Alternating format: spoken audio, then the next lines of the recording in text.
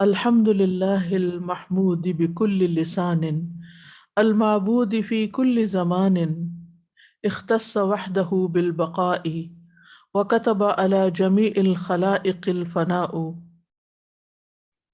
ہر قسم کی حمد اللہ کے لیے ہے جس کی حمد ہر زبان سے کی جاتی ہے اور ہر زمانے میں اس کی عبادت کی جاتی ہے۔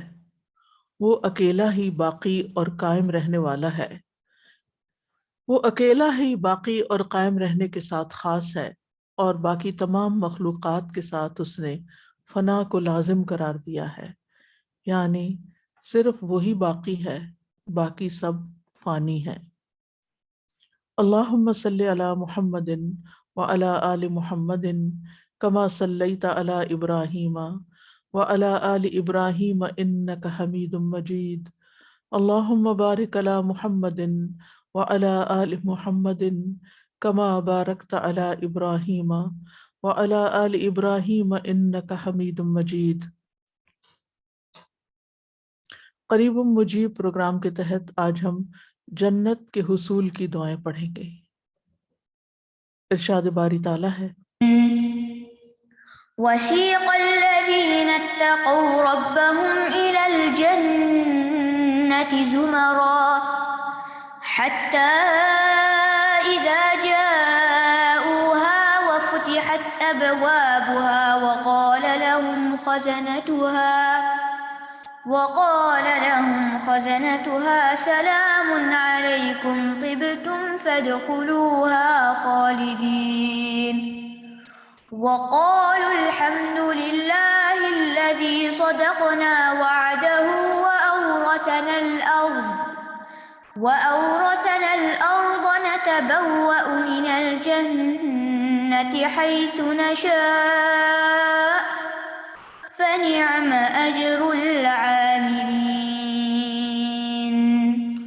اور وہ لوگ جنہوں نے اپنے رب کا تقوی کیا گروہ در گروہ جنت کی طرف لے جائے جائیں گے، یہاں تک کہ جب وہ اس کے پاس آ جائیں گے اور اس کے دروازے کھول دیے جائیں گے اور اس کا دربان ان سے کہے گا تم پر سلام ہو، تم اچھے رہے، بس ان دروازوں میں ہمیشہ کے لیے داخل ہو جاؤ۔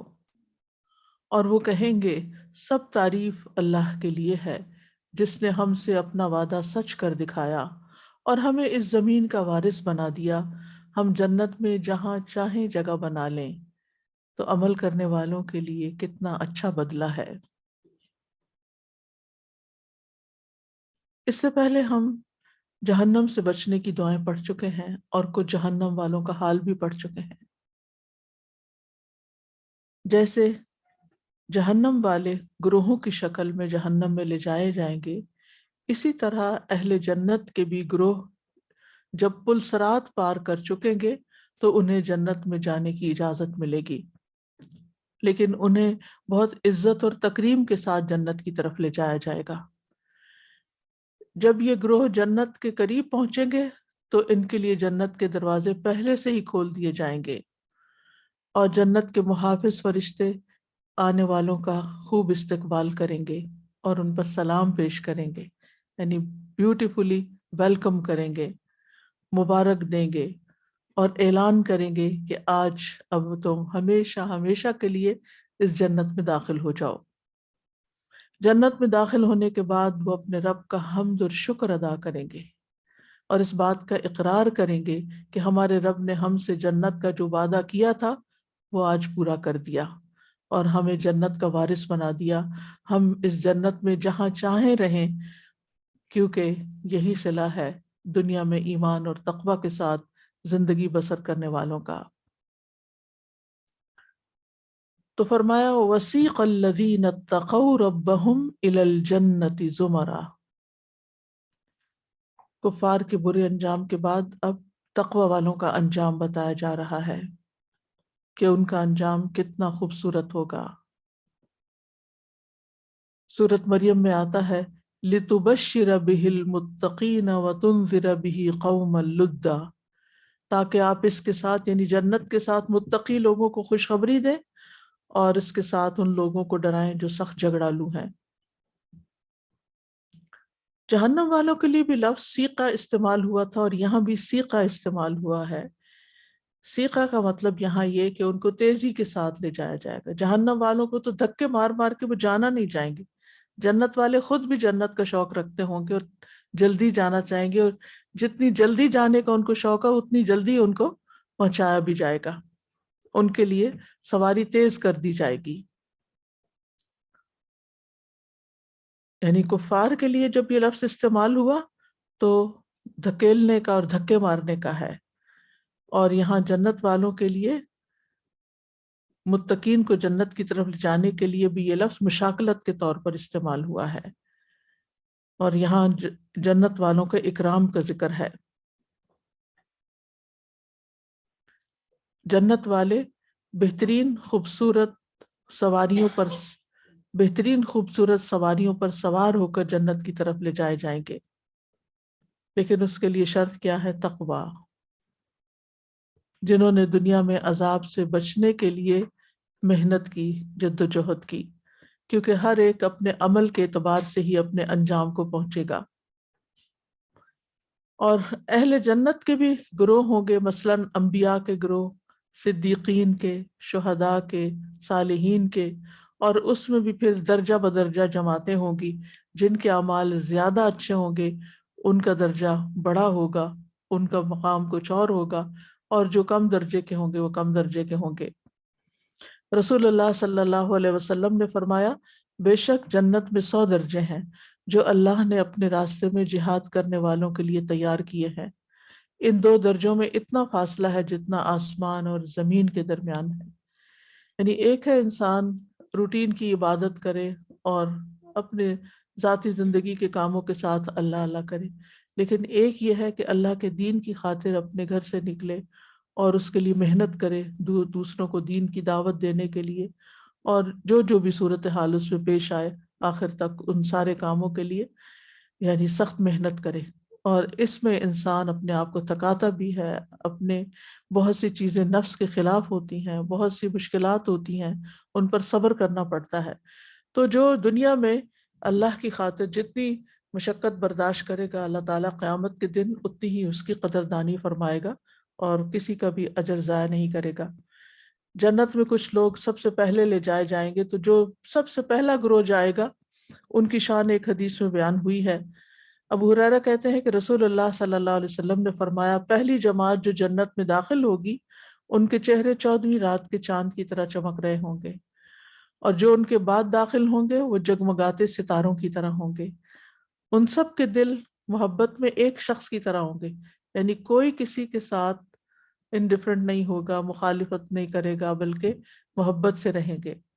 ان میں کسی بات کا نہ اختلاف ہوگا نہ ہی کوئی دشمنی ہوگی، آپس میں سب کے درمیان اتفاق، پیار، محبت ہوگا۔ حتی اذا جاؤوها وفتحت ابوابها، یہاں تک کہ جب وہ اس کے پاس یعنی جنت کے پاس پہنچ جائیں گے، اور اس کے جنت کے جھونکے اور خوشبو اور وہ سب، دروازہ کھلتا ہے تو باہر بھی آتی ہے، تو وہ سب ان تک پہنچ رہی ہوگی، اور دروازے پہلے سے ہی کھولے جا چکے ہوں گے، یعنی ان کے اکرام کے لیے ان کو زحمت نہیں برداشت کرنی پڑے گی۔ لیکن ہم سب جانتے ہیں کہ سب سے پہلے محمد صلی اللہ علیہ وسلم جنت میں داخل ہوں گے۔ آپ نے فرمایا، میں قیامت کے دن جنت کے دروازے پر آؤں گا اور اسے کھلواؤں گا، یعنی باقی جنتیوں کے آنے سے پہلے آپ پہلے سے کھلوا چکے ہوں گے۔ پھر جنت کا داروغہ کہے گا، آپ کون ہیں؟ تو میں کہوں گا محمد۔ وہ کہے گا، مجھے آپ سے پہلے کسی کے لیے دروازہ کھولنے کا حکم نہیں ہے، یعنی آپ ہی کھلوائیں گے۔ اور جیسا کہ آپ جانتے ہیں کہ جنت کے 8 دروازے ہیں، جنات عدن مفتحۃ لہم الابواب، ہمیشہ کے باغات اس حال میں کہ ان کے دروازے پورے کھلے ہوں گے۔ بعض اوقات ہوتا ہے نا، اگر آدھا کھلا ہوا ہو تو اس میں بھی کئی دفعہ زحمت ہوتی ہے، انسان آدھے دروازے سے گزرتے ہوئے ٹکرا جاتا ہے، یا پھر یہ کہ بعض اوقات فولڈنگ دروازے ہوتے ہیں اور وہ آدھا حصہ کھلا ہوتا ہے آدھا نہیں کھلا ہوتا، لیکن یہاں یہ کہ پورے پورے کھلے ہوئے ہوں گے۔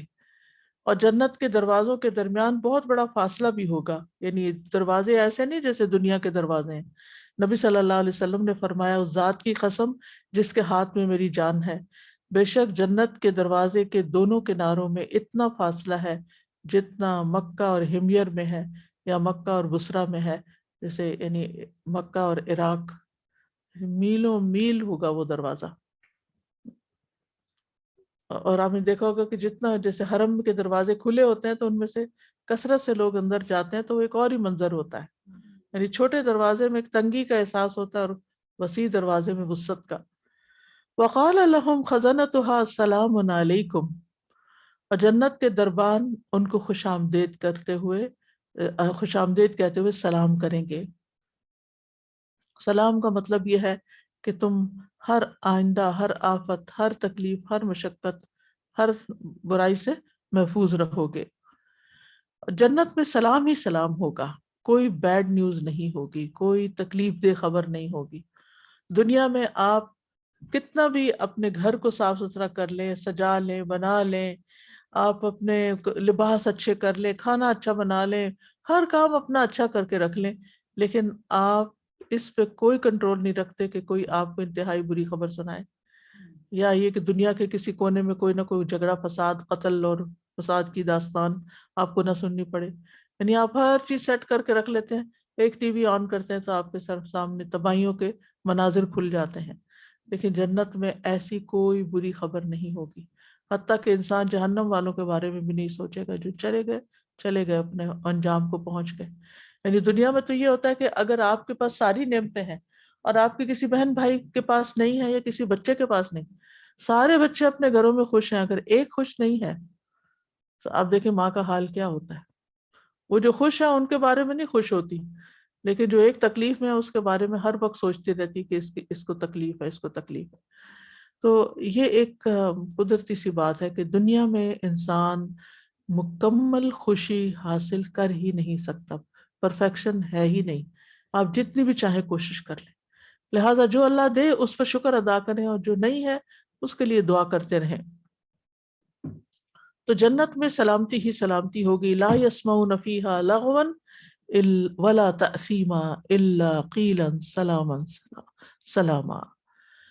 ایک اور آیت میں آتا ہے لا یسمعون فیہا لغوا الا سلاما، اس میں کوئی لغو بات نہ سنیں گے، کوئی بیہودہ بات نہیں ہوگی، کوئی ٹائم ویسٹر نہیں ہوں گے، کوئی تکلیف دہ ہرٹ فل بات نہیں ہوگی، اور اللہ تعالیٰ کی طرف سے بھی سلام آئے گا، سلام قولا من رب الرحیم، فرشتے سلام بھیج رہے ہوں گے، والملائکۃ یدخلون علیہم من کل باب سلام علیکم طبتم فادخلوها خالدین، فرشتے ان پر ہر دروازے سے داخل ہوں گے، کہیں گے سلام ہو تم پر، تم بہت اچھے رہے، اب یہاں ہمیشہ کے لیے داخل ہو جاؤ۔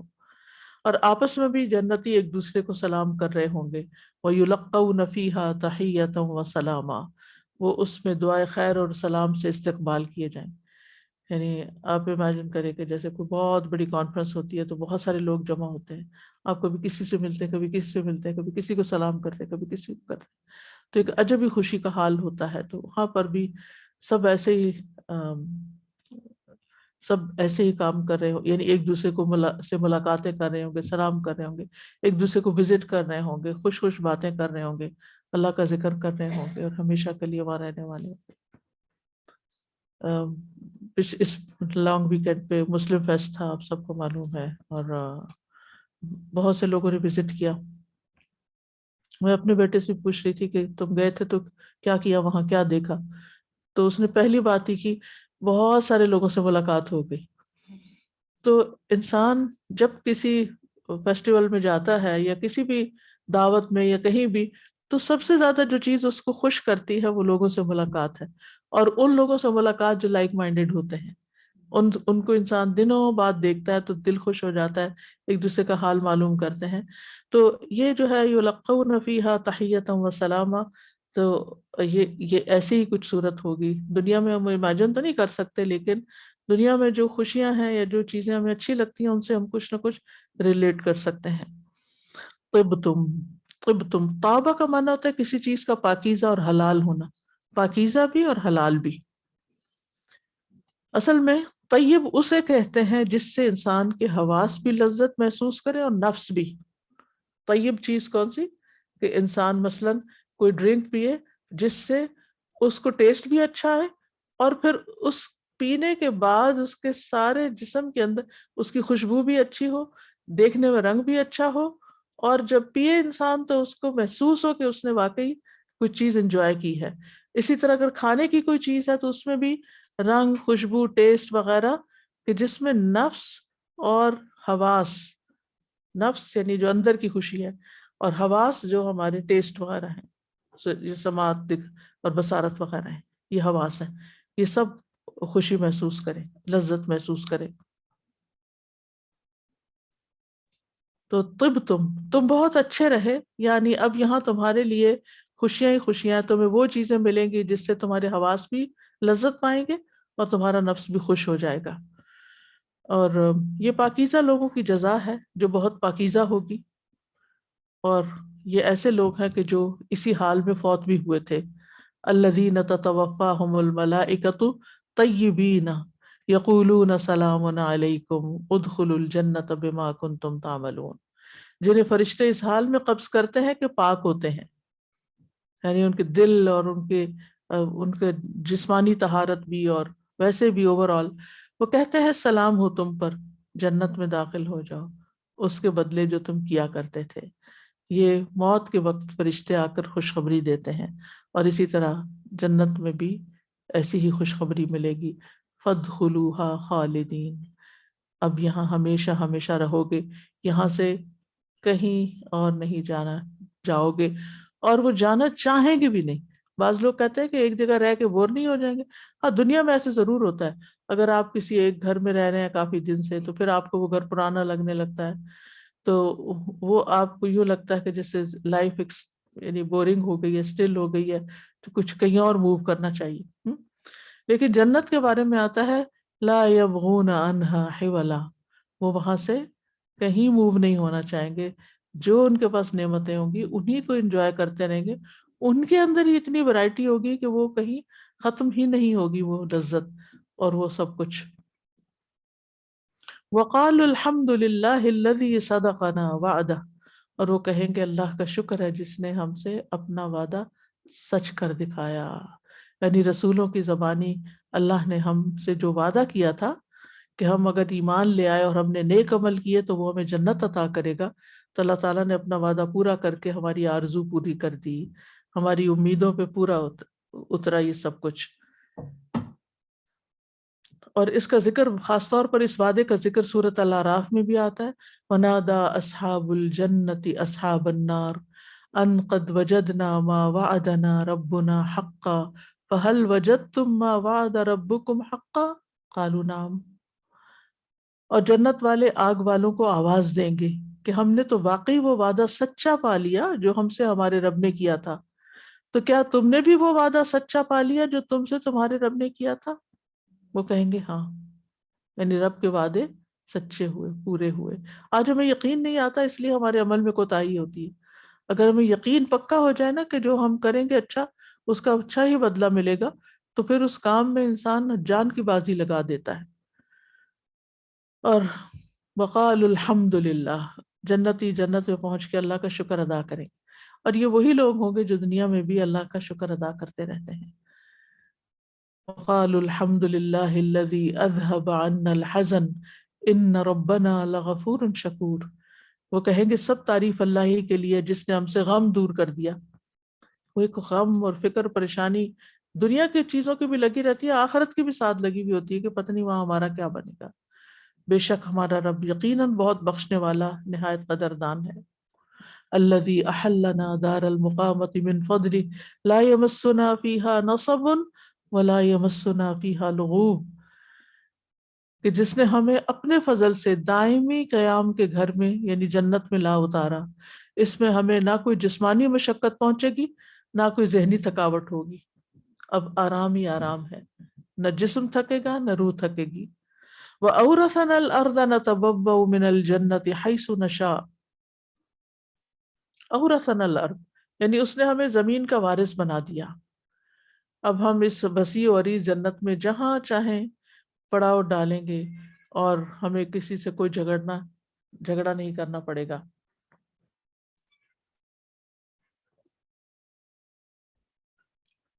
اس بات کی اہمیت کو آپ یوں سمجھ سکتے ہیں، دنیا میں آپ دیکھیں کہ جو اچھی لوکیشنز ہوتی ہیں وہاں پر جب کوئی اسکیم بنتی ہے تو لوگوں کو وہاں پر پلاٹ لینے میں، گھر خریدنے میں کتنے کمپٹیشن کا سامنا کرنا پڑتا ہے۔ بعض اوقات کچھ لوگ جو پہلے لینے میں کامیاب ہو جاتے ہیں وہ ان لیے ہوئے فائلز کو لاکھوں میں پھر آگے بیچ رہے ہوتے ہیں، یعنی اتنی زیادہ ویلیو ہوتی ہے ان گھروں کی۔ تو ہر کوئی اس بات پہ پریشان ہوتا ہے کہ پتہ نہیں ہمیں وہاں ملے گا یا نہیں۔ اسی طرح اگر کوئی آپ نے کوئی لینڈ، کوئی ہاؤس کسی بھی جگہ دنیا میں اپنی پسند کا لینا ہو، اور آپ اگر دیکھ رہے ہوں اس کو، تو صرف آپ ہی نہیں ہوں گے دیکھنے والے، لینے والے، بلکہ کوئی اور پارٹیز بھی ہوں گی۔ پھر ان کے درمیان جب جو ٹینڈرز کھلتے ہیں تو کمپٹیشن ہوتا ہے۔ اب وہ ایک اگر لے جاتا ہے تو باقی وہ دیکھتے رہتے ہیں کہ اوہ اتنی اچھی لینڈ تھی، اتنا اچھا، اتنی اچھی لوکیشن تھی، اتنی اچھی پرائم لوکیشن کی جگہ تھی، وہ ہمیں نہیں ملی۔ یعنی دنیا میں آپ کہیں بھی یہ گھر بنا لیں، آپ کبھی بھی مطمئن نہیں ہوں گے، کیونکہ اس سے اچھا کہیں اور دیکھ لیں گے تو پھر دل اس پہ آ جائے گا، پھر اپنا پرانا لگنے لگے گا۔ جنت میں نتبوأ من الجنت حیث نشاء، ہم جنت میں جہاں چاہیں اپنا گھر بنا سکتے ہیں، کوئی مشکل نہیں، کوئی رکاوٹ نہیں۔ یہ بات اس کو زیادہ سمجھ میں آ سکتی ہے جو ایسے کسی مسئلے سے گزرا ہو۔ وہاں اپنی پسند کی جگہ ہوگی، وہاں کہیں دور نزدیک کی بات بھی نہیں ہوگی۔ جنت کی نعمتیں ہر جگہ ایکولی، یہاں تو یہ ہوتا ہے نا کہ کسی شہر میں، کسی ملک میں، کسی لوکیشن میں زیادہ فیسلٹیز ہوتی ہیں، دوسرے میں کم ہوتی ہیں، کہیں موسم زیادہ اچھا ہوتا ہے، کہیں کم ہوتا ہے، لیکن وہاں پر تو ہر نعمت ہر ایک کو میسر ہوگی۔ درجوں کا فرق بہرحال ہوگا، لیکن جس درجے میں بھی جس کو جگہ ملے گی وہ جہاں چاہے رہائش رکھ سکتا ہے۔ وَنُودُوا أَن تِلْكُمُ الْجَنَّةُ أُورِثْتُمُوهَا بِمَا كُنْتُمْ تَعْمَلُونَ، اور وہ پکارے جائیں گے یہ وہی جنت ہے جس کے تم وارث بنائے گئے ہو بوجہ اس کے جو تم عمل کیا کرتے تھے۔ یہ تمہارے اعمال کا بدلہ تمہیں دیا جا رہا ہے۔ اور وہ عمل میں سب سے اعلیٰ درجے کا عمل کیا ہوگا؟ سورۃ مریم میں آتا ہے تِلْكَ الْجَنَّةُ الَّتِي نُورِثُ مِنْ عِبَادِنَا مَنْ كَانَ تَقِيًّا، یہ ہے وہ جنت جس کا ہم وارث ہم اپنے بندوں میں سے اسے بناتے ہیں جو متقی ہو، جو تقوی والا ہو۔ فَنِعْمَ أَجْرُ الْعَامِلِينَ، تو عمل کرنے والوں کا اجر کتنا اچھا ہے۔ یہ بات یا تو متقی خود کہیں گے، یا فرشتے کہیں گے، یا اللہ تعالیٰ فرمائیں گے، لیکن سبھی ایک ہی بات کریں گے کہ یہ تقوی والوں کا اجر ہے، جنت تقوی والوں کے لیے ہے، اور اجر ثواب کے معنوں میں ہے۔ اللہ تعالیٰ نے اپنی طرف سے فضل اور احسان کا معاملہ کرتے ہوئے اس کو اجر کہا ہے، یعنی اجر کا لفظ اجرت سے ہے۔ اجرت کہتے ہیں کوئی مزدوری، کسی یعنی ویجز جس کو کہتے ہیں، یعنی یہ تمہارے کام کا بدلہ ہے۔ یعنی حالانکہ جنت تو اللہ کی رحمت ہے اور اللہ کا فضل اور احسان ہے، لیکن اللہ سبحانہ وتعالیٰ فضل فرماتے ہوئے اس کو ان کے محنت کا بدلہ قرار دیں گے۔ تو ان آیات سے جو بات پتہ چلتی ہے وہ یہ کہ سب سے اہم بات یہ کہ تقوی جنت میں داخلے کا سبب ہے، تقوی جنت میں داخلے کا سبب ہے۔ جب انسان کے اندر تقوی آ جاتا ہے نا تو اسے دنیا میں ان کاموں سے محبت ہو جاتی ہے، ان کاموں میں لذت ملنے لگتی ہے جو جنت والوں کے کام ہیں، جو کب جنت میں لے جانے والے کام ہیں۔ اس انسان کو اللہ تعالیٰ ان کاموں کا شوق دے دیتا ہے، ان کاموں کی محبت دے دیتا ہے۔ کوئی ایک کام بتائیے جس سے انسان جنت کے راستے پہ چل پڑتا ہے، دلیل ہے اس کے اوپر، ہے نا؟ من سلک طریقا یلتمس فیہ علما سہل اللہ لہ طریقا الی الجنہ، جو ایسے راستے پر چلے گا جس سے علم حاصل کرے اللہ تعالیٰ اس کے لیے جنت کا راستہ آسان کر دے گا۔ لہٰذا اس شخص کو علم علم کے لیے نکلنا، علم کے لیے جانا، علم کی مجلس میں بیٹھنا، علم سیکھنا، علم کی دعائیں کرنا، یہ اس کی زندگی کا سب سے بڑا ہم و غم ہو جائے گا، سب سے اس کی ٹاپ پرائرٹی پر اس کی یہ چیز ہوگی. کیونکہ علم کی ہے نا، وہ جب وہ اس کی سے دروازہ کھول لے گا تو اس کو طرح طرح کے اور اعمال نظر آنے لگیں گے. یعنی پھر اس میں پھر اللہ تعالیٰ سے تعلق، تقویٰ جو ہوتا ہے نا، اللہ تعالیٰ سے خاص تعلق بھی ہوتا ہے. اللہ سبحانہ تعالیٰ پر انسان کا ایمان، یقین اور توکل بڑھ جاتا ہے. اللہ سبحانہ تعالیٰ کی ایک صفت ہے الحی، کہ وہ زندہ ہے. الذی لا یموت، جس کو کبھی موت نہیں آئے گی. ہمیں قرآن مجید میں کہا گیا وَتَوَكَّلْ عَلَى الْحَيِّ الَّذِي لَا يَمُوتُ، آپ اس کو سہارا بنا لیں جس کو کبھی موت نہیں آئے گی. اس دنیا میں بھی جو شخص اللہ کو سہارا بنا لیتا ہے، وہ اللہ جس کو کوئی فنا ہی نہیں، جس کو ہمیشہ بقا ہی بقا ہے. باقی جتنی چیزیں نا سب فانی ہے، چاہے کوئی انسان ہے، چاہے کوئی مال ہے، چاہے کوئی جائیداد، کوئی چیز، یو نیم اٹ، یا وہ آپ کو چھوڑ دیں گے یا آپ انہیں چھوڑ دیں گے، یا وہ آپ کو چھوڑ دیں گے یا آپ انہیں چھوڑ دیں گے. اب دیکھیے، ہم بعض اوقات کہتے ہیں کہ اگر آپ لینڈ میں پیسہ ڈال دیں تو آپ کا پیسہ ضائع نہیں جاتا، لیکن اللہ تعالیٰ ایسے ایسے مثال، ایسی ایسی چیزیں دکھاتے ہیں کہ انسان حیران ہو جاتا ہے. یہ جو سیلاب کی وجہ سے تباہی آئی ہے، اس سے میں ایک ویڈیو کلپ دیکھ رہی تھی کہ ایک شخص کہہ رہا تھا کہ پانی نے، یہ کالام کی سائڈ تھی یا سوات کی کوئی بھی، کہ پانی نے پیچھے سے جو ملبہ لایا ہے وہ سارا ادھر لا کے ڈمپ کر دیا ہے. یہاں پہلے گھر تھے، یہاں مسجد تھی، یہاں فلاں تھا، یہاں فلاں تھا، اب یہ زمین رہنے کے قابل ہی نہیں رہی. اب آپ بتائیے کہ اس زمین کی کیا قیمت ہے کہ جس پہ کچھ بن ہی نہیں سکتا. وہ اتنے بڑے بڑے پتھر ہیں، اتنا بڑا بڑا ملبہ ہے کہ وہ آپ کرینوں سے بھی اٹھائے تو تھک جائیں، جو پانی دھکیل کے وہاں لے آئے. پھر اسی طرح جب سیلاب آتا ہے تو دریاؤں میں جو کٹاؤ آتے ہیں، ہماری نانی تھی تو ان لوگوں نے مائگریٹ کیا تھا گجرات سے سرگودا کی طرف، یعنی چلے گئے تھے اس طرف. تو وہ ہمیں بچپن میں کچھ کہانیاں سناتی تھیں. ہماری زمینیں ہوتی تھیں تو وہ کٹاؤ میں آ گئی تھی. ہمیں سمجھ نہیں آتی کٹاؤ میں کیا آ گئی تھی. مطلب یہ تھا کہ سیلاب آیا، پانی کے ریلے آئے، اور جو فصلوں والی زمینیں تھیں وہ ساری زمین وہ بہا کے وہ لے گیا، اور ادھر پانی خود دریا کا حصہ بن گیا. یعنی وہ زمین دریا میں آ گئی، کٹاؤ میں آ گئی، کٹ گئی ادھر سے.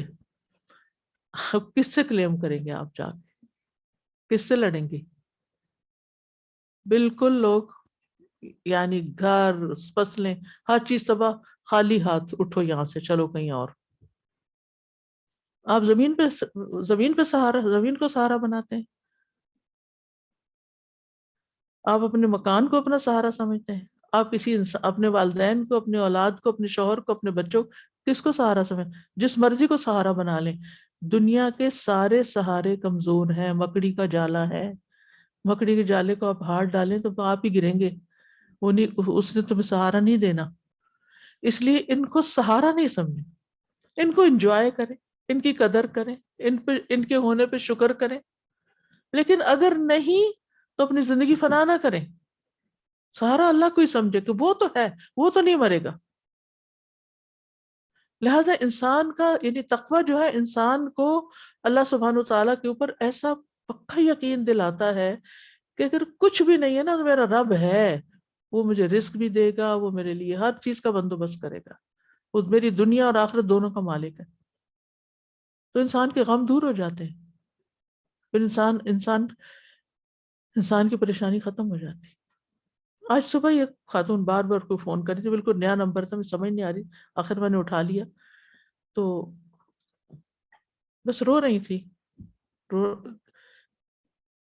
مسئلہ کیا تھا کہ شوہر نے چھوڑ دیا، کسی اور عورت کے پاس چلا گیا. یہ 20 سال پہلے کی بات ہے. چھوٹے چھوٹے 3 بیٹے تھے، ان کو اکیلے پالا، شادی نہیں کی، اکیلے پالا، ساری زندگی تکلیف اٹھائی. اب 2 بیٹوں کی شادی ہوئی ہے، وہ پلٹ کے نہیں پوچھتے، تیسرا اپنے دوستوں میں ہے، ماں بالکل اکیلی ہے. کہتی ان تینوں کو مجھ سے کوئی دلچسپی نہیں، کوئی دلچسپی نہیں، میں کیا کروں. میں نے ان کو یہی آیت سنائی. کوئی بھی طریقہ ہم اختیار کریں جس سے ہمارا اللہ تعالیٰ کی ذات پر یقین پختہ اور ہم انسانوں سے توقعات کاٹ دیں. دوسرے سہارے ٹیمپریری ہیں، مکڑی کا جالا ہے. تو اہل جنت کی خوبی کیا ہے اللہ سے تعلق میں؟ کہ وہ اللہ کو اپنا سہارا بناتے ہیں اور ظاہر میں نظر آنے والے سہاروں کو سہارا نہیں سمجھتے، ان کا بھروسہ اللہ پر ہوتا ہے. پھر ایک اور خوبی ان کی کیا ہوتی ہے کہ نظر آنے والی چیزوں کی محبت میں ایسا گرفتار نہیں ہوتے کہ اپنے رب کو بھول جائے. ان کے دل میں اللہ کی محبت ہر چیز کی محبت سے زیادہ ہوتی ہے، چاہے مال ہو، اولاد ہو، دوست ہو، کوئی بھی چیز ہو. ایسا نہیں کہ ان سے محبت نہیں کرتے، لیکن ان چیزوں کی محبت اللہ کی محبت پہ غالب نہیں آتی. اللہ کی محبت ان چیزوں پہ غالب آتی ہے. اور جب اللہ کی محبت غالب آتی ہے نا، پھر جب نماز کا وقت ہوتا ہے نا تو ہم بیٹھے نہیں رہ جاتے، ہم اٹھ کے اللہ کے حضور چل پڑتے ہیں.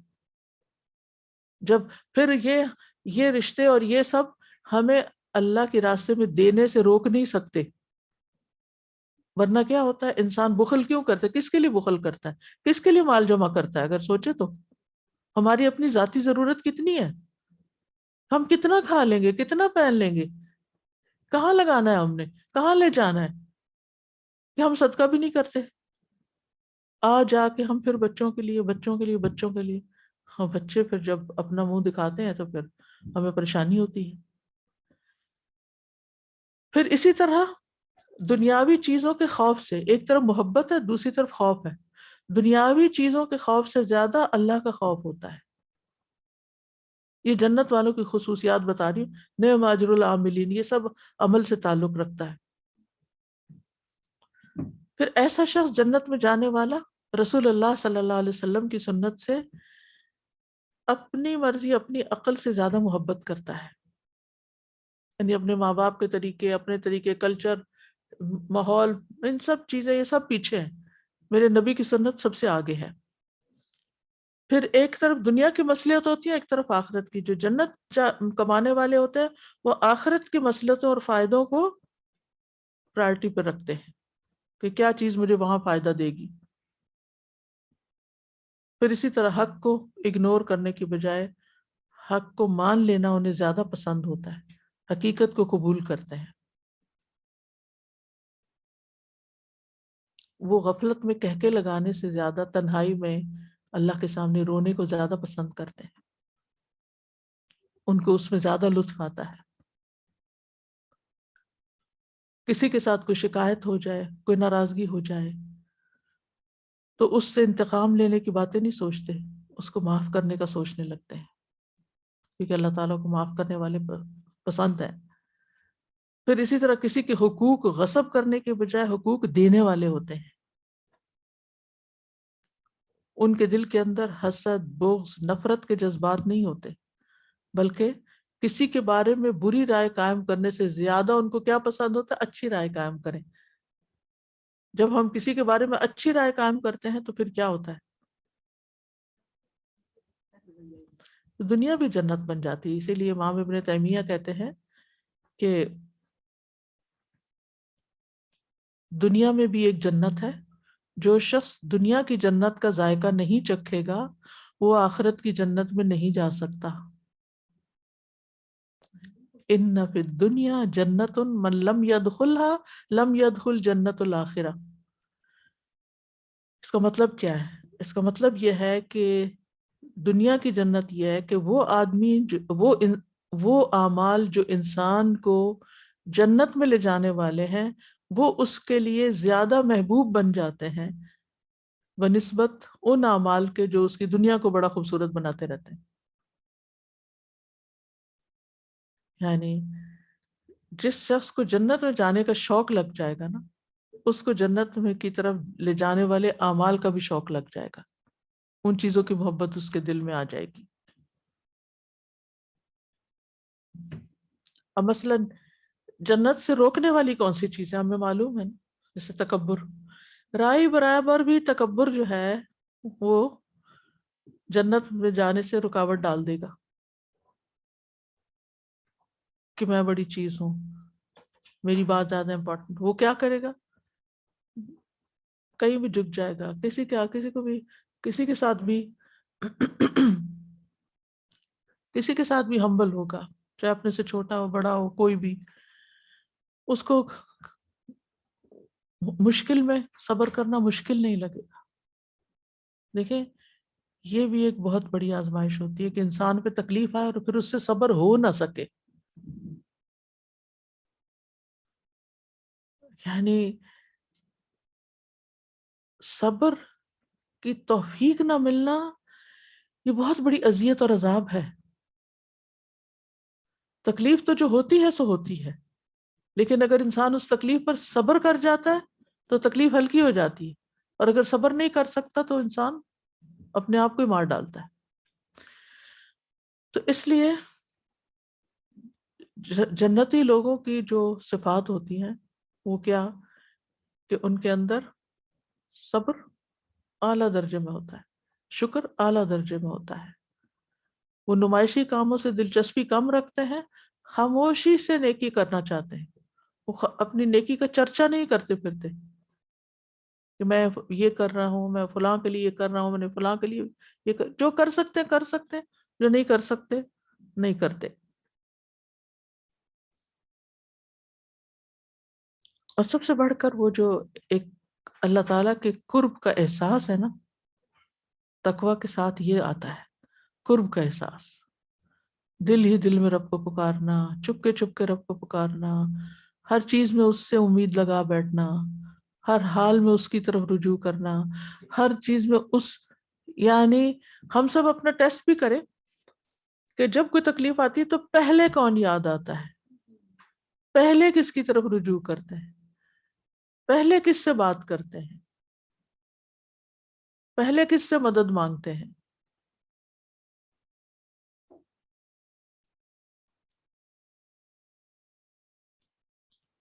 تو جو شخص اللہ کے قریب ہوتا ہے وہی جنت سے بھی قریب ہوتا ہے، تو اس کا آغاز دنیا میں ہو جاتا ہے، اور اسی لیے دعائیں کرتا ہے انسان، رب ابنی لی عندک بیتا فی الجنہ۔ حضرت آسیہ ان کو سمجھ آ گئی تھی یہ بات کہ جنت کا اصل حسن کیا ہے، اللہ کا قرب۔ تو ایسا شخص دنیا میں بھی ایسے اعمال کرتا ہے کہ جس سے اسے اللہ کا قرب محسوس ہوتا ہے۔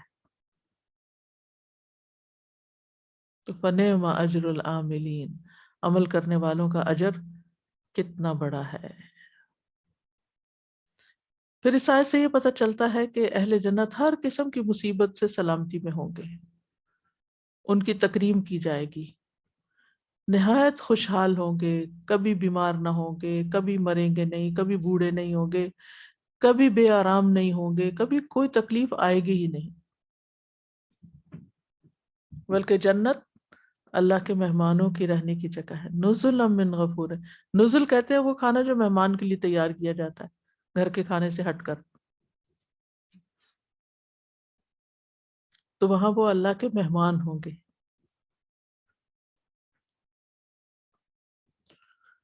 سورۃ آل عمران میں آتا ہے لیکن الذین اتقوا ربهم لهم جنات تجری من تحتها الانہار خالدین فیہا نزلا من عند اللہ وما عند اللہ خیر للابرار۔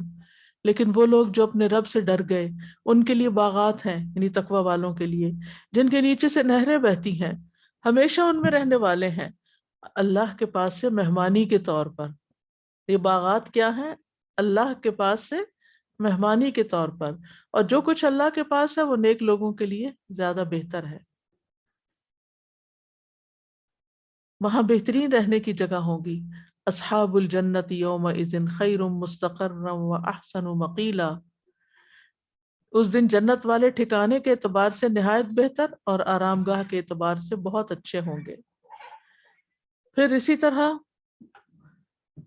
فرشتے بھی جنت کے حسن و جمال سے مروب ہو جائیں گے کہ واو کی کیسی جگہ ہے۔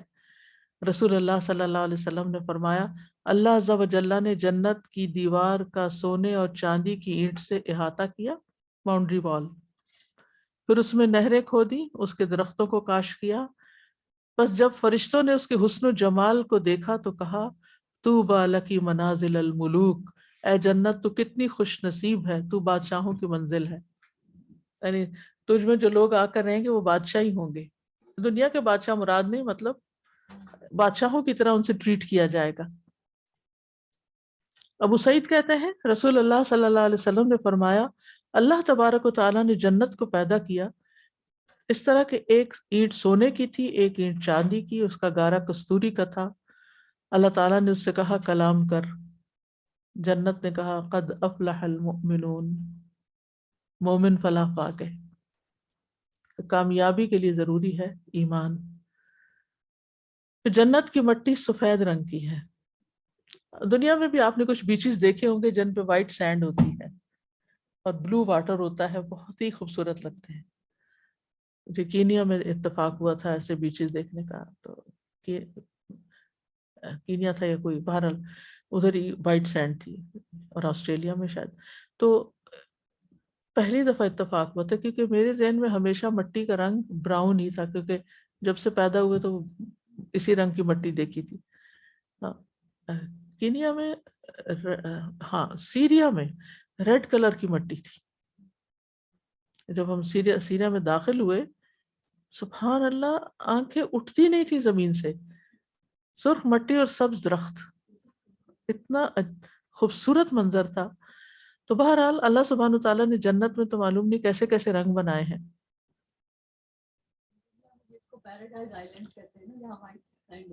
اچھا پیراڈائز آئی لینڈ.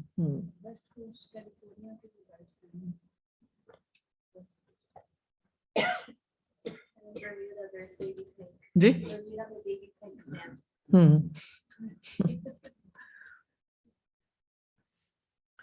بہرحال پھر یہ کہ رہنے والے بھی اس میں انتہائی خوبصورت ہوں گے. صرف لینڈسکیپ ہی خوبصورت نہیں بلکہ لوگ بھی خوبصورت ہیں. رسول اللہ صلی اللہ علیہ وسلم نے فرمایا آدمی اپنی تخلیق کی تکمیل سے پہلے مر جائے، یعنی ابھی پورا انسان نہیں بنا اور فوت ہو گیا، کچا بچہ جس کو کہتے ہیں، یا انتہائی عمر رسیدہ، حد سے زیادہ بوڑھا کہ شکل پہچانی نہیں جاتی. اور لوگ ان دو عمروں کے درمیان ہی ہوتے ہیں، جیسے بالکل بہت چھوٹے اور یا پھر، لیکن سب کو 33 سال کا جوان بنا کر اٹھایا جائے گا.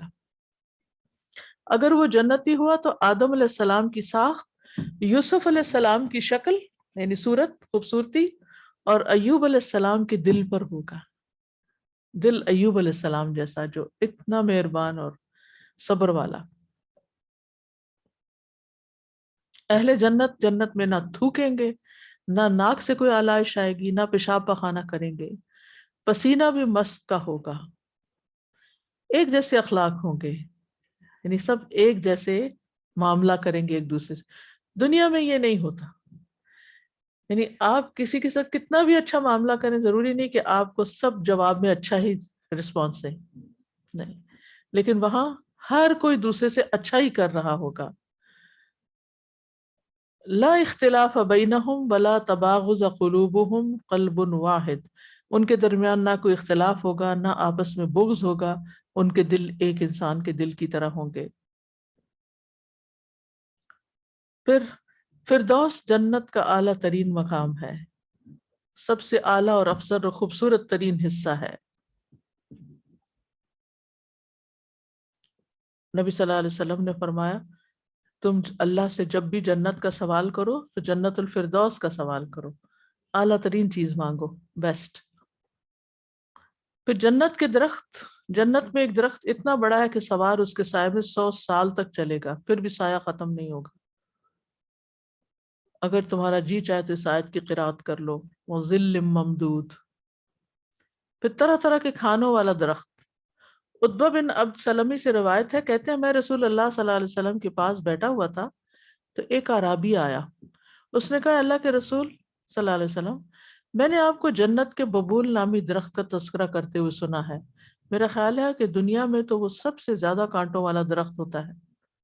آپ نے فرمایا اللہ تعالیٰ جنت میں ببول درخت کے ہر کانٹے کے بدلے خصی بکرے کے خصیے کی طرح ایک چیز پیدا کرے گا، اس میں 70 رنگ کے کھانے ہوں گے اور ہر ایک کا رنگ دوسرے کے رنگ سے مختلف ہوگا.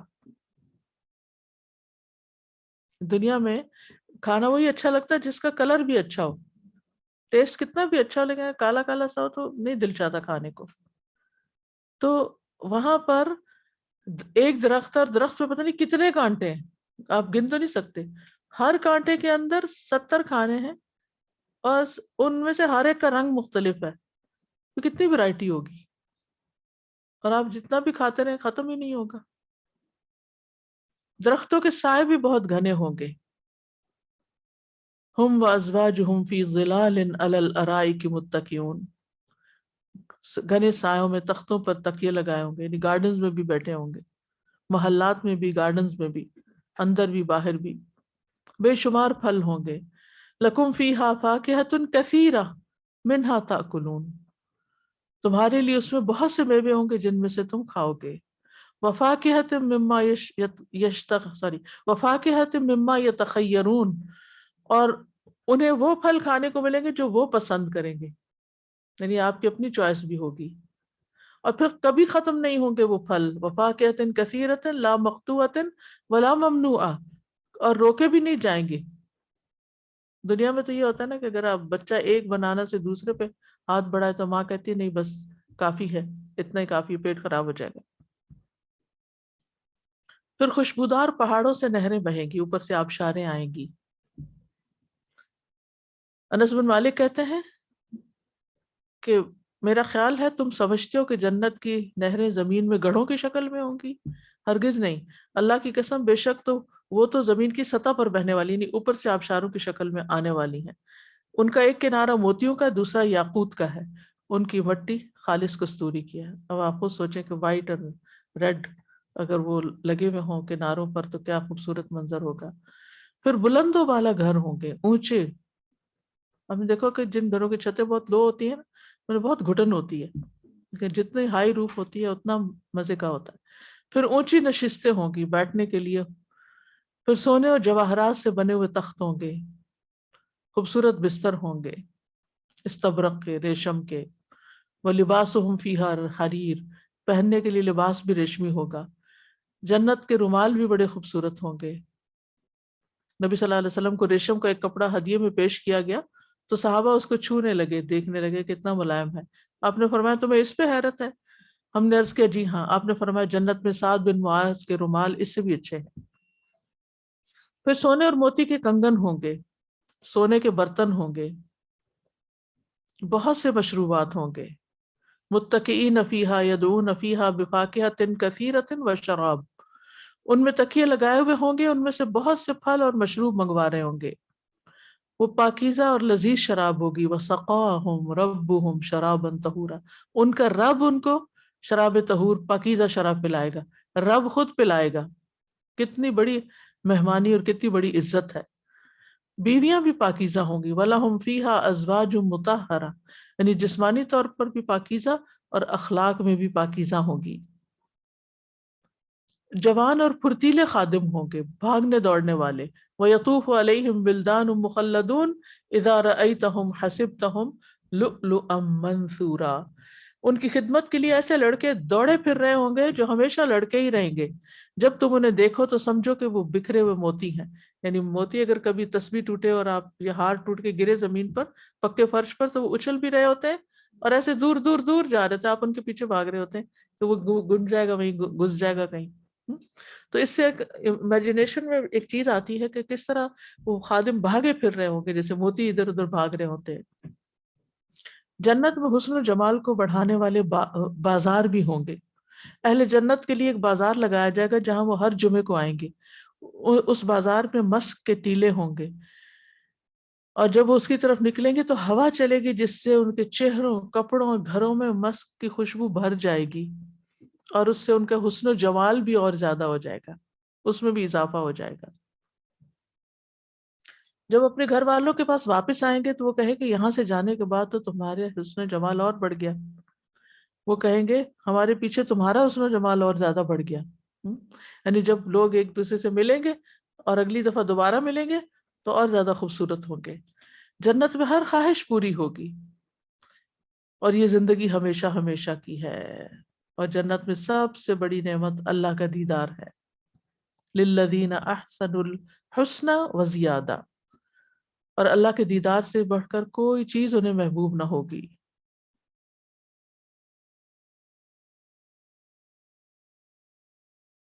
تو بہرحال انسان کو جنت میں لے جانے والے اعمال سے محبت ہونی چاہیے تاکہ انسان ان نعمتوں کو انجوائے کر سکے، اور اس کے لیے بڑا ضروری ہے کہ انسان کا خاتمہ حسن خاتمہ ہو، لا الہ الا اللہ پر موت ہو، کلمہ توحید پر، اور زندگی میں ایمان اور عمل صالح کے ساتھ اپنی زندگی گزارے، اور خاص طور پر اپنے اندر تقوی پیدا کرے، بنیادی عبادات کی پابندی کرے، پانچوں نمازوں کی حفاظت کرے، صدقہ دے۔ نبی صلی اللہ علیہ وسلم نے فرمایا جو اللہ کا چہرہ چاہنے کے لیے صدقہ کرے اور اسی پر اس کا اختتام ہو تو وہ جنت میں جائے گا۔ ایک شخص نے نبی صلی اللہ علیہ وسلم کی خدمت میں حاضر ہو کر عرض کیا مجھے ایسا عمل بتا دیجئے جو مجھے جنت کے قریب کر دے، جہنم سے دور کر دے۔ ہم سب کا بھی یہی سوال ہے۔ آپ نے فرمایا اللہ کی عبادت کرو اور اس کے ساتھ کسی کو شریک نہ کرو، شرک سے توبہ کرو، نماز قائم کرو، زکوٰۃ دو، اور اپنے رشتہ داروں سے صلہ رحمی کرو، رشتے جوڑ کے رکھو۔ اسی طرح والدین کے ساتھ نیکی کرنا جو ہے وہ جنت میں لے جانے والے کاموں میں سے ہے۔ حضرت عائشہ کہتی ہے رسول اللہ صلی اللہ علیہ وسلم نے فرمایا میں سویا تو میں نے خواب میں اپنے آپ کو جنت میں دیکھا، تو وہاں میں نے ایک قاری کے قرآن کی تلاوت کی آواز سنی۔ میں نے پوچھا یہ کون ہے؟ مجھے بتایا گیا کہ یہ حارثہ بن نعمان ہے۔ رسول اللہ صلی اللہ علیہ وسلم نے ان سے کہا یہی نیکی ہے، یہی نیکی ہے۔ اور حارثہ بن نعمان لوگوں میں سے اپنی والدہ کے ساتھ بہت زیادہ حسن سلوک کرنے والے تھے۔ پھر کھانا کھلانا اور عمدہ کلام کرنا۔ ہانی بن یزید کہتے ہیں میں نے کہا اللہ کے رسول صلی اللہ علیہ وسلم کون سی چیز جنت کو واجب کرتی ہے؟ آپ نے فرمایا تم عمدہ کلام اور کھانا کھلانے کو لازم پکڑ لو۔ پھر مریض کی عیادت، کوئی بیمار ہو تو اس کی عمدہ یعنی کہ اچھی گفتگو، پیار سے محبت سے بات کرو دوسرے سے۔ پھر مریض کی عیادت اور اللہ کی خاطر کسی سے ملاقات کے لیے جانا، کوئی مقصد غرض اور نہ ہو۔ رسول اللہ صلی اللہ علیہ وسلم نے فرمایا جو کسی بیمار کی عیادت یا اپنے دینی بھائی سے ملاقات کرنے کے لیے جاتا ہے تو آسمان سے ایک فرشتہ اعلان کرتا ہے کہ تم بھی پاک ہو، تمہارا چلنا بھی پاک ہے، اور تم نے جنت میں گھر بنا لیا۔ ہم اس کو کیا سمجھتے؟ تھوڑی سی بریک دیتی ہوں آپ کو تاکہ سوچیں، یہ عمل کی باتیں ہیں نا اس لیے۔ ہم کیا سمجھتے ہیں اس کو؟ ایسے ٹائم ضائع ہوگا۔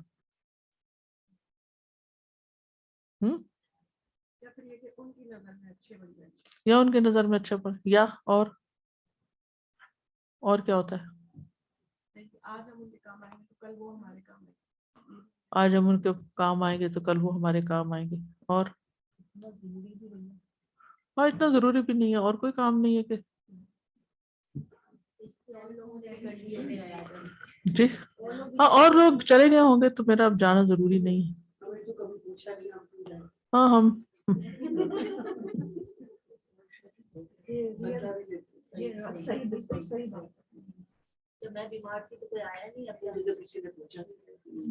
اس طرح کے شکوے دل میں رکھے ہوئے ہوتے ہیں، کبھی سستی کی وجہ سے ٹال دیتے ہیں، بعد میں کبھی سستی کی وجہ سے،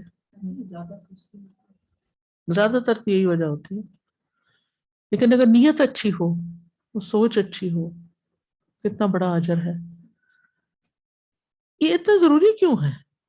کیونکہ جب آپ کسی سے ملیں گے تو آپ کو اس کی ضرورتیں پتہ چلیں گی، آپ کو اس کے حالات پتہ چلیں گے، پھر آپ اس کی مدد کر سکیں گے۔ اور ایسا شخص کتنا خوش قسمت ہوتا ہے کہ جسے اللہ دوسروں کی مدد کے لیے چن لے۔ جب اللہ تعالیٰ کسی کے ساتھ بھلائی کا ارادہ کرتا ہے تو اس کے ذریعے دوسروں کی ضرورتیں پوری کرواتا ہے۔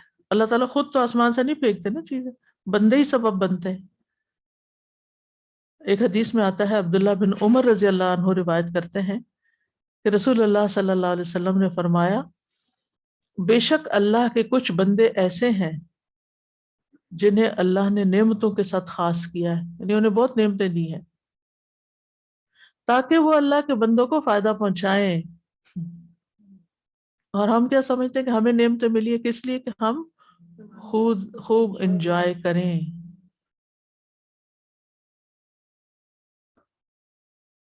اور اللہ ان کو ان نعمتوں میں اس وقت تک برقرار رکھتا ہے جب تک وہ انہیں خرچ کرتے رہتے ہیں، دوسروں کے ساتھ شیئر کرتے رہتے ہیں. بس جب وہ لوگوں سے ان نعمتوں کو روک لیتے ہیں، نہیں دیتے ان کو، ساری اپنے پاس رکھ لیتے ہیں، تو اللہ ان نعمتوں کو ان سے چھین لیتا ہے اور ان کو دوسرے لوگوں کی طرف منتقل کر دیتا ہے تاکہ وہ اس کے بندوں کے کام آئیں. تو کتنا ضروری ہے کہ ہم اس تلاش میں رہیں کہ کہاں کس کی کون سی ضرورت پوری کر سکتے. ہم ہر کام تو نہیں کر سکتے، لیکن ہم میں سے ہر شخص کچھ نہ کچھ کر سکتا ہے، اور وہ گھر بیٹھ کے نہیں ہو سکتا. اس کے لیے آپ کو لوگوں سے رابطہ کرنا ہی پڑے گا.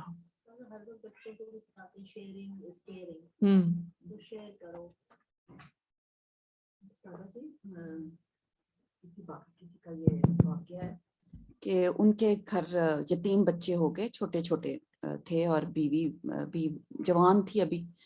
تو بہت کہا، ماں باپ نے بھی ان کو کہا کہ آپ ان کی شادی کر دیں کہ کہاں یہ رہیں گی. لیکن ساس نے کہا کہ اگر یہ بچی یہیں ہمارے پاس ہی رہتی ہے اور بچے پلتے رہتے ہیں تو کوئی بات نہیں.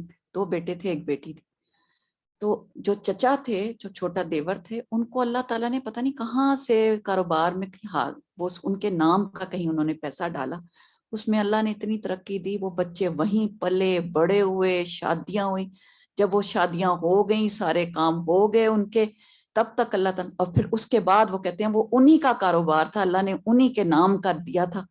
اور پھر اس کے بعد ان کا کاروبار ختم ہو گیا، اور وہ ایک پراپرٹی تھی اس کا کرایہ ماں کو ساری زندگی آتا رہا، بچے اپنے گھر چلے. مطلب یہ کہ یہ اللہ تعالیٰ نے رزق، اور وہ حیران ہوتے تھے کہ یہ مجھے نہیں پتا تھا، مجھے تو یہ کام آتا ہی نہیں تھا. وہ کہتے تھے کہ اللہ نے کیسے برکت دی. ایک نیت ہی ہو تو اللہ تعالیٰ رستے کھول دیتا ہے. ہاں یہ ہے اصل بات. ہاں دیتے کہ نہیں ہم، اور ہم سمجھتے ہیں کہ ہم ان پر احسان کر رہے ہیں. بالکل. Assalamu alaikum. So I was just thinking in regards to your beautiful speech, feeding others and meeting with others. Aside from ke itna enormous ajr hai is baat ka, there's a psychological benefit too, which is, you know, when you see and you meet others, you realize unki kya needs hai, magar there's a sense of attitude of gratitude aata hai aapke andar. And then an ability to be patient as well, because you realize that this person may have something that, you know, you could be much worse kind of situation. So I think it's really important to have those social skills so you can develop that gratitude, so you can instill that patience within yourself and come closer to Allah subhanahu wa ta'ala as a mu'min, you know.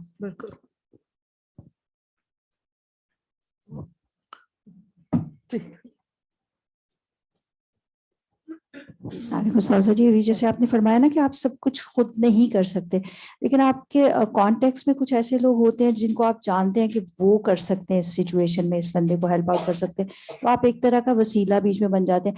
تو ہم وہاں پہ بھی مار کھا جاتے ہیں کہ اچھا شرم آتی ہے یا کیسے کہیں، یا وہ کہیں گے بار بار کرتے رہتے ہیں. تو کئی دفعہ میں بھی اس سچویشن میں ہوتی تھی کہ مجھے لگتا تھا یہ نہ کہیں گے، بار بار مانگتے رہتے ہیں. لیکن ابھی ملاقات ہوئی تو انہوں نے کہا کہ وی اپریشیٹ سو مچ کہ ہمیں لگتا ہے کہ آنٹی زبردستی نکلوا لیتی ہیں ہم سے، کہ like we do other places to, لیکن یہ کہ آپ کی طرف سے کوئی پوسٹ آتی ہے، کچھ ہوتا ہے تو پھر ہم کرتے ہیں. اور ایک اور ہماری یہاں کی سینئر ہے، وہ تو کہتی ہے مجھے نہیں شرم آتی. ان کو کبھی کہو نا کہ شرم آتی کہ لوگ یہ نہ کہ ہر وقت پوچھتے، تو کہتی نہیں مجھے نہیں شرم آتی. تو وہ بھی ایک موٹیویشنل چیز ہے کہ آپ شائع نہیں فیل کریں اور آپ دوسروں کی ضروریات پوری کرائیں. بالکل. نبی صلی اللہ علیہ وسلم نے فرمایا مجھے 6 چیزوں کی ضمانت دو، میں تمہیں جنت کی ضمانت دیتا ہوں، گارنٹی دیتا ہوں. بات کرو تو سچ بولو، وعدہ کرو تو پورا کرو، جب امین بنایا جائے تو امانت کا حق ادا کرو، اپنی شرمگاہوں کی حفاظت کرو، اپنی نظروں کو جھکا کے رکھو اور اپنے ہاتھ روک لو، یعنی کسی کو اذیت نہ دو. پھر اسی طرح سچ نیکی کی طرف لے جاتا ہے اور نیکی جنت کی طرف لے جاتی ہے. حیا ایمان کا حصہ اور ایمان کا تعلق جنت سے ہے، حدیث میں آتا ہی ہے. پھر اسی طرح بعض معمولی نیکیاں بھی جنت میں لے جانے کا سبب بن جاتی ہیں. رسول اللہ صلی اللہ علیہ وسلم نے فرمایا جو شخص مسلمانوں کے راستے سے کسی تکلیف دہ چیز کو ہٹاتا ہے تو اس کے لیے ایک نیکی لکھ دی جاتی ہے، اور جس کے لیے اللہ کے ہاں ایک نیکی لکھی جائے اللہ اسے جنت میں داخل فرمائے گا. تو یعنی کہ تکلیف دہ چیزوں کو راستے سے ہٹانا اور لوگوں کے لیے سہولت پیدا کرنا، نہ کہ اور اڑنگے کھڑے کرنا. یہاں پہ ضرور میں یہ ایڈ کرنا چاہوں گی کہ کیونکہ میرے فادر تو اس دنیا میں نہیں ہے، اللہ تعالیٰ ان کی مغفرت فرمائے. ہمیشہ بچپن سے ان کی ایک عادت تھی کہ واک کرنے کے لیے جاتے تھے وہ ایک سرٹن ٹائم پہ، ارلی مارننگ اور شام کو، تو مجھے ساتھ لے جاتے تھے. تو بہت چھوٹی عمر سے بس یہ سمجھاتے تھے کہ یہ کبھی پتھر اٹھا لیتے تھے راستے سے، سائڈ پہ کر دیتے تھے، کبھی کوئی چھلکا ہے یا کبھی کوئی کانٹا ہے یا ویڈز پڑے ہوئے ہیں، جو چیز آ جائے تو سائڈ پہ کرتے ہوئے جاتے. میں کہتی تھی پاپا یہ تو ہمارا نہیں ہے، یہ والی گلی تو ہماری نہیں ہے، یا یہ گھر کے باہر ہمارا نہیں. بولتے تھے نہیں یہ صدقہ ہے بیٹا. تو اور لوگوں کو کوئی اگر اس پہ ٹرپ ہو گیا اس سے پہلے اگر ہم ہٹا دیں گے تو کوئی بچ جائے گا اس سے.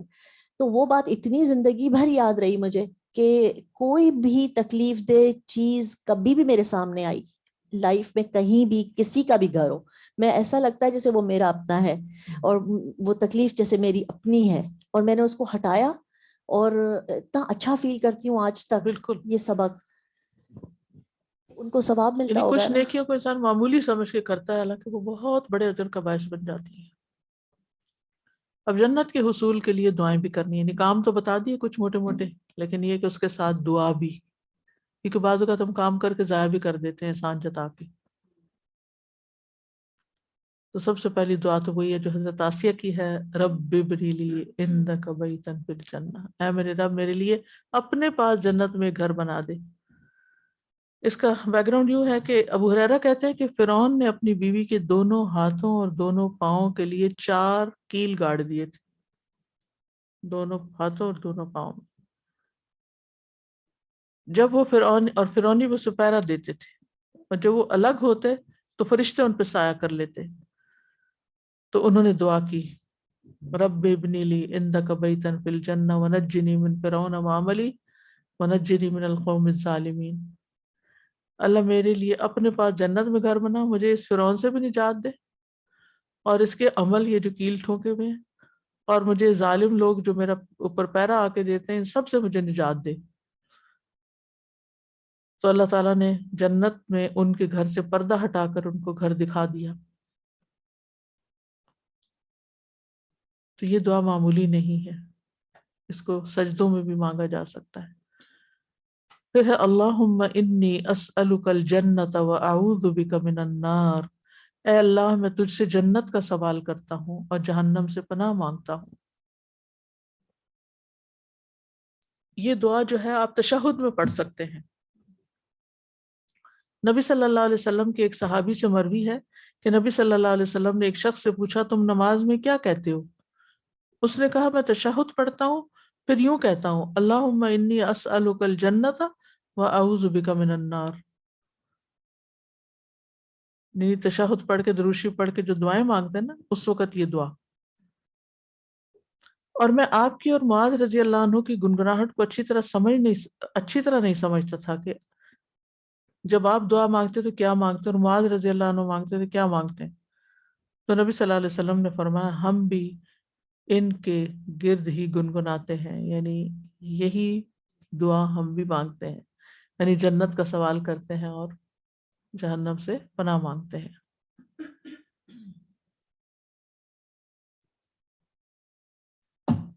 پھر اسی طرح اللہم انی اسألک الجنت، اے اللہ میں تجھ سے جنت کا سوال کرتا ہوں. رسول اللہ صلی اللہ علیہ وسلم نے فرمایا جو مسلمان 3 بار جنت کا سوال کر لے تو جنت خود کہتی ہے اے اللہ اس بندے کو داخل کر. اس لیے اپنے روٹین میں کم از کم کسی ایک نماز کے بعد تو ضرور یہ مانگیں، یا تشہد کے بعد مانگ لیں، یعنی اتحیات پڑھے، درود شریف پڑھے اور اس کے بعد یہ دو رب اجعلنی جہاں پڑھتے ہیں نا اس کے ساتھ سلام سے پہلے جی. تو اللہم انی اسألک الجنت الفردوس، اے اللہ میں تجھ سے جنت الفردوس کا سوال کرتا ہوں.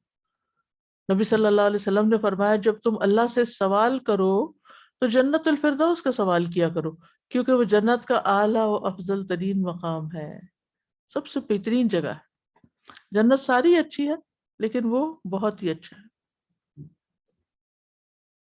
پھر ایک اور دعا ہے اللہم انی اسألک من الخیر کلہ عاجلہ وآجلہ ما علمت منہ وما لم اعلم وأعوذ بك من الشر كله عاجله وآجله ما علمت منه وما لم أعلم اللهم إني أسألك من خير ما سألك عبدك ونبيك وأعوذ بك من شر ما عاذ به عبدك ونبيك اللهم إني أسألك الجنة وما قرب إليها من قول أو عمل وأعوذ بك من النار وما قرب إليها من قول أو عمل وأسألك أن تجعل كل قضاء قضيته لي خيرا.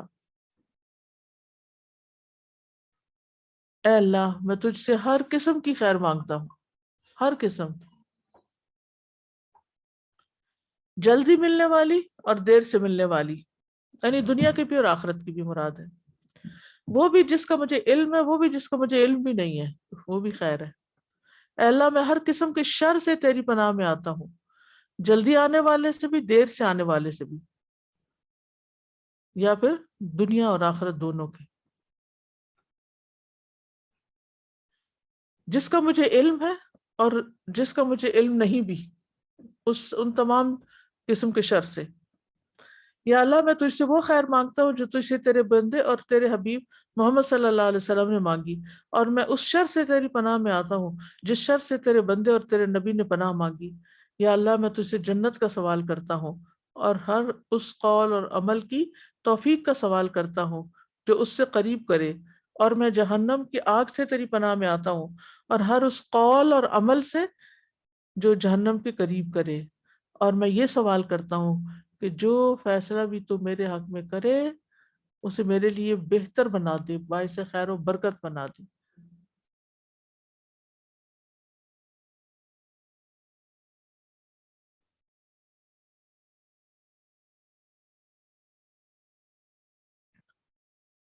تو اس دعا میں بھی ساری خیر شامل ہو گئی ہے، ہر طرح کی خیر، دنیا کی بھی آخرت کی بھی. اور پھر جب ہم اللہ سے مانگتے ہیں نا تو اللہ کو زیادہ پتہ ہے کیا خیر اور کیا شر ہے. ہم تو بعض اوقات شر کو اپنے لیے خیر سمجھ رہے ہوتے ہیں اور خیر کے کام کو اپنے لیے شر سمجھ رہے ہوتے ہیں. تو جب اللہ سے مانگتے ہیں نا تو پھر ہمیں واقعی اصل خیر نظر آتی ہے اور اصل خیر سے محبت بھی ہو جاتی ہے.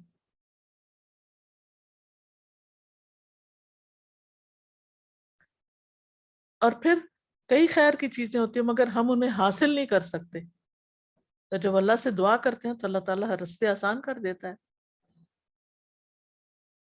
اور پھر وَأَعُوذُ بِكَ مِنَ الشَّرِّ كُلِّهِ، ہر طرح کے شر سے، ظاہری، باطنی، زمینی، آسمانی. اور پھر اللہم انی اسألک من خیر ما سألک عبدک ونبیک، نبی صلی اللہ علیہ وسلم نے جو مانگا وہ خیر میں بھی مانگتی. کتنی جامع دعا ہے.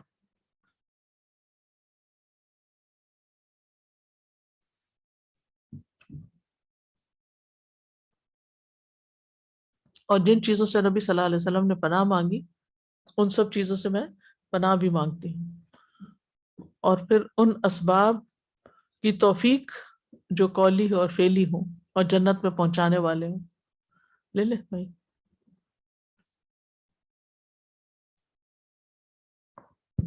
سر جی آج بیک ٹو اسکول کا ڈے 1 ہے اور سارے ہی پیرنٹس یا وہ لوگ جو پیرنٹس سے ریلیٹڈ ہیں قریب سب جانتے ہیں کہ اسکول جانے میں بہت ساری خیر اور شر کے متعلق لوگوں کے مکس چک اور وہ ساری فیلنگس ہے. تو مجھے یہ خیال آ رہا تھا کہ یہ دعا اگر بچوں کو بھی سکھا بھی دی جائے اور بچوں کے پیرنٹس بھی خاص طور پہ اس کانٹیکسٹ میں مانگ لیں کہ وہاں جا رہے ہیں تو واقعی ان کو وہاں سے خیر ہی ملے اور شر جو کچھ ہے جہاں خواہ وہ پبلک اسکول ہے یا پرائیویٹ اسکول ہے یا کچھ بھی ہے تو بہت گھر کمپریہنسو سے ہو جائے گا. نکلے تو پتہ نہیں کیا کیا چیزیں دیکھتے ہیں. ایگزیکٹلی.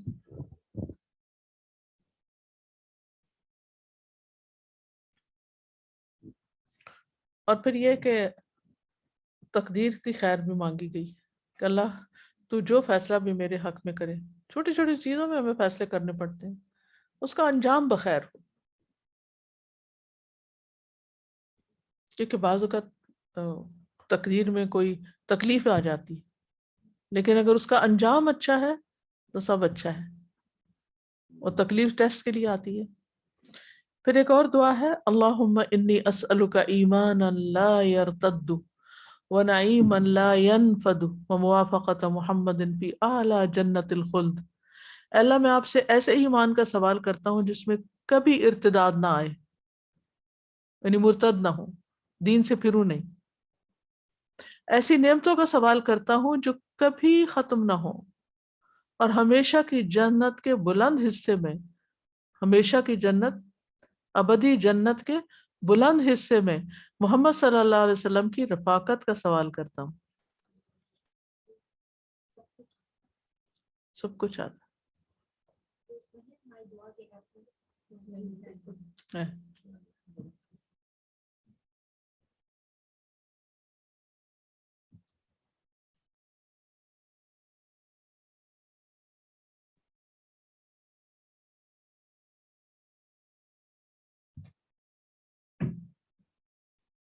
آپ دیکھیں کہ جو بہترین دعائیں مانگی گئی نا وہ آخرت سے متعلق ہے, کیونکہ دنیا میں جو کچھ ہے فنا ہونے والا ہے. ما عندکم ینفد وما عند اللہ باق, وہاں جو بھیج دیا وہ باقی رہنے والا ہے. اب یہاں پر آپ دیکھیے کہ آپ کچھ کہنا چاہتے ہیں. یہاں پر آپ دیکھیے کہ مرافقت محمد صلی اللہ علیہ وسلم فی اعلی جنت الخلد, اس سے بڑی کیا بات ہوگی. اور پھر اللہ تعالیٰ کا دیدار, تو انسان جس سے محبت کرتا ہے اسی کو پائے گا. ہم اپنے دل ٹٹولیں کہ ہمیں اللہ کے رسول صلی اللہ علیہ وسلم سے کتنی محبت ہے. وآخر دعوانا ان الحمد للہ رب العالمین. سبحانک اللہم وبحمدک اشہد ان لا الہ الا انت استغفرک واتوب الیک. کل بھی انشاءاللہ ہم قریب و مجیب کا پروگرام ہی کریں گے, کیونکہ اب ویسے تو سیریز مکمل ہے لیکن متفرق دعائیں باقی ہیں. متفرق دعاؤں میں جیسے آندھی طوفان آئے تو کیا پڑھنا چاہیے, یا پھر بارش برسے تو کیا پڑھیں, زیادہ بارش ہونے لگے تو کیا کریں, اور اسی طرح زندگی گزارنے کی مختلف دعائیں جو ان سیریز میں کور نہیں ہو سکی, کسی ٹاپک کے تحت نہیں آتی تھی, وہ سب انڈیویجول انڈیپینڈنٹ دعائیں ہیں. ٹھیک ہے, تو انشاءاللہ کل کریں گے. سبحانک اللہم وبحمدک اشہد ان لا الہ الا انت استغفرک واتوب الیک. السلام علیکم ورحمۃ اللہ وبرکاتہ. اللهم صل على محمد وعلى آل محمد كما صليت على إبراهيم وعلى آل إبراهيم إنك حميد مجيد. اللهم بارك على محمد وعلى آل محمد كما باركت على إبراهيم وعلى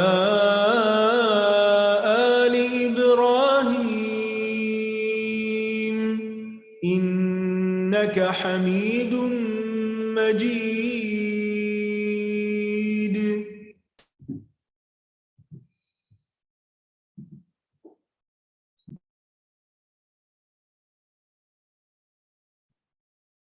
اعوذ باللہ من الشیطان الرجیم. بسم اللہ الرحمن الرحیم. السلام علیکم ورحمۃ اللہ وبرکاتہ. الحمدللہ ہمارا آج کا یہ ٹاپک جو تھا جنت کے حصول کی دعائیں وہ ہم نے مکمل کیا الحمدللہ. بہت ساری دعائیں آپ لوگوں کو پہلے سے یاد ہوں گی, بہت ساری نئی سننے کو ملی اور بہت سارے ریمائنڈرز بھی الحمدللہ ہمیں ملے. تو اللہ تعالیٰ سے دعا کرتے ہیں کہ اللہ سبحانہ تعالیٰ ہمیں ایسے کاموں کی توفیق عطا فرمائے, ایسے اسباب مہیا فرمائے جو جنت میں لے جانے والے ہیں اور ہم ان پر عمل کرنے والے ہیں. جزاکم اللہ خیرا کثیرا, بارک اللہ فیک. سبحانک اللہم و بحمدک, اشہد لا الہ الا انت, استغفرک و اتوب الیک. السلام علیکم و رحمۃ اللہ وبرکاتہ.